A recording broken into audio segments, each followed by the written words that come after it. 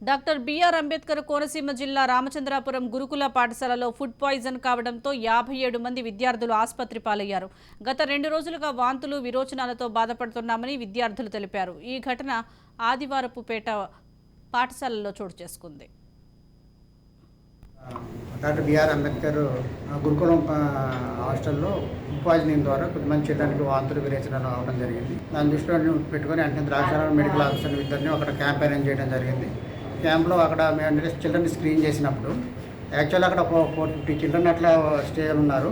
దాంట్లో 40 చిల్డ్రన్కి ఎఫెక్ట్ అయినట్టు తెలిసింది.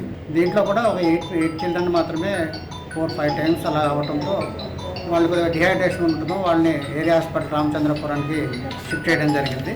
వాళ్ళందరికీ కూడా సూపరింటెండెంట్ గారు అలాగే అక్కడ లోకల్గా ఉన్న పీడియాట్రిషియన్ ట్రీట్ చేస్తున్నారు. అందరూ కూడా స్టేబుల్గానే ఉన్నారండి.